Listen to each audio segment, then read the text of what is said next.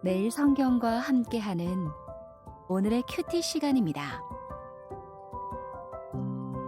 3월 8일 오늘의 말씀은 마가복음 10장 1절에서 12절입니다.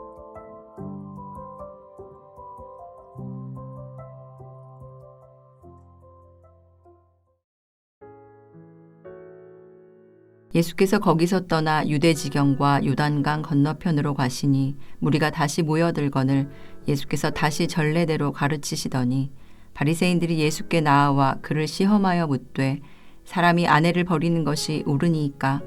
대답하여 이르시되 모세가 어떻게 너희에게 명하였느냐? 이르되 모세는 이혼 증서를 써주어 버리기를 허락하였나이다. 예수께서 그들에게 이르시되 너희 마음이 완악함으로 말미암아 이 명령을 기록하였거니와 창조 때로부터 사람을 남자와 여자로 지으셨으니 이러므로 사람이 그 부모를 떠나서 그 둘이 한 몸이 될지니라. 이러한즉 이제 둘이 아니요 한 몸이니 그러므로 하나님이 짝지어 주신 것을 사람이 나누지 못할지니라 하시더라. 집에서 제자들이 다시 이 일을 물으니 이르시되 누구든지 그 아내를 버리고 다른 데에 장가드는 자는 본처에게 간음을 행함이요 또 아내가 남편을 버리고 다른 데로 시집가면 간음을 행함이니라. 안녕하세요. 3월 8일 금요일입니다. 오늘도 하나님의 말씀으로 힘을 얻고 예수님과 동행하는 저와 여러분이 되기를 바랍니다. 오늘 본문에서 예수님은 유대 지경과 요단강 건너편으로 가셨습니다.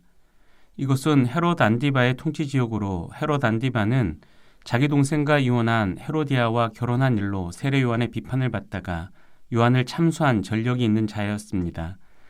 오래전부터 예수님을 처치할 음모를 꾸미던 바리새파 사람들이 이런 기회를 놓칠 리가 없었습니다. 그래서 예수님께 이혼에 관해 질문합니다. 사람이 아내를 버리는 것이 옳습니까? 만약 예수님이 세례 요한처럼 이혼을 반대하시면 헤롯에게 고소하려고 덫을 놓은 겁니다.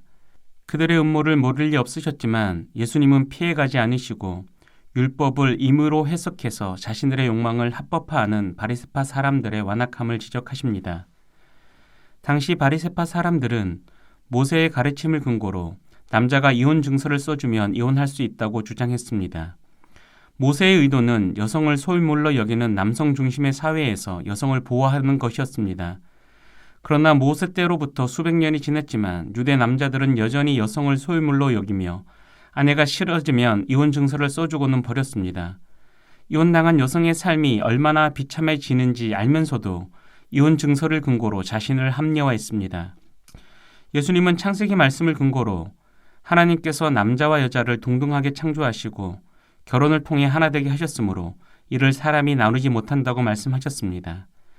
아내가 남편의 소유물이 아니며 남편들이 더는 이혼 증서 규정을 이용해서 아내를 버려서는 안 된다고 못 박으신 것입니다. 그리고 더해서 누구든지 그 아내를 버리고 다른 데에 장가드는 자는 본처에게 간음을 행함이요 또 아내가 남편을 버리고 다른 데로 시집가면 간음을 행함이니라 라고 말씀하셨습니다. 많은 분들이 이 말씀을 근거로 이혼 절대 금지를 주장하는데 사실은 그렇지 않습니다. 예수님도 간음이 원인이 된 이혼을 허락하셨고 고린도 교회에 보낸 편지에서 바울도 믿지 않는 남편이 이혼하려 하면 이혼하라고 가르쳤습니다. 예수님이 이 말씀을 하신 의도는 사실 제자다운 삶을 강조하는 데 있었습니다. 말씀을 자세히 살펴보십시오. 이 말씀은 첫째, 예수님이 제자들에게만 하신 말씀입니다. 그리고 둘째, 이 말씀은 사실 당시 문화로는 받아들일 수 없고 또 일어날 수도 없는 일입니다. 앞에서 말씀드린 대로 당시 남편들은 아내에게 이혼 증서만 써주면 언제든 이혼할 수 있었고 곧 다른 여자와 결혼해도 문제가 되지 않았습니다. 이를 간음으로 여길 수 있는 개념 자체가 그들에게는 없었습니다. 또한 여자가 남편을 버리고 다른 남자에게 간다는 것은 심지어 전례를 찾기도 힘든 일이었습니다. 소유물이 주인을 버리는 경우는 없고 혹 몰래 다른 남자와 간음을 했다면 명예살인을 당하거나 사회에서 완전히 매장될 수도 있기 때문입니다. 예수님은 지금 개념에도 없고 실제로 일어나지 않는 일을 과장해서 제자들에게 말씀하고 계십니다. 어제도 말씀드렸지만 예수님이 과장법을 쓰시는 이유는 하나입니다. 제자들에게 강력한 메시지를 전해주시는 겁니다. 그러면 이 말씀을 통해서 예수님께서 제자들에게 전하시려는 그 메시지는 무엇입니까? 제자라면 하나님이 창조하신 가정을 순결하게 지켜야 한다. 그리고 그 책임은 남편과 아내 모두에게 동등하게 있다입니다. 먼저 제자들이 가정을 순결하게 지켜야 하는 이유는 하나님 나라 공동체의 DNA가 사랑으로 서로 섬기는 것이기 때문입니다. 사랑으로 서로 섬기는 일은 사실 가정에서 가장 밀도 있게 실천할 수 있습니다. 따라서 누구든 공동체 일꾼을 자처하면서 가정을 돌보지 않으면 의심해야 합니다. 가장 가까운 관계에서 실천되지 못한 사랑이 그보다 큰 관계에서 실천될 수 없습니다. 그리고 사랑의 실천이 없다면 그 공동체는 더는 하나님 나라 공동체가 아닙니다. 두 번째로 가정을 지키는 책임이 남편과 아내에게 동등하게 있다는 것은 사실 오늘을 사는 우리에게는 너무나 당연한 이야기입니다. 그러나 앞서서 말씀드린 대로 당시 사회는 그렇지 않았습니다.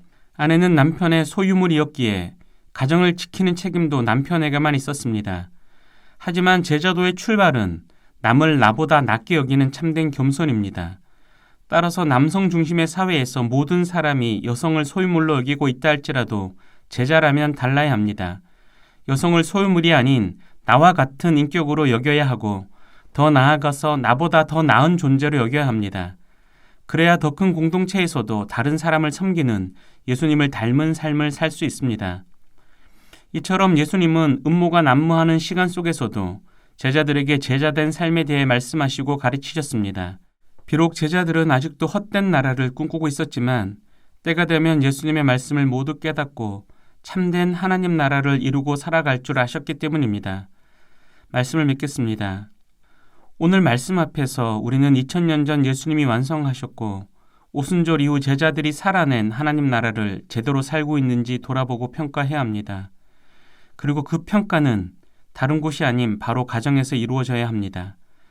저와 여러분은 나와 가장 가까운 가족들을 온전한 사랑으로 섬기고 있습니까? 기도하겠습니다. 하나님 우리에게 가정의 소중함을 깨닫게 하시고 하나님 나라 백성답게 온전한 사랑을 가정에서부터 실천하게 하옵소서. 혹시 이미 깨어진 가정과 깨어질 위기에 있는 가정이 있다면 긍휼히 여기시고 회복하시는 은혜도 허락해 주옵소서. 예수님의 이름으로 기도합니다. 아멘.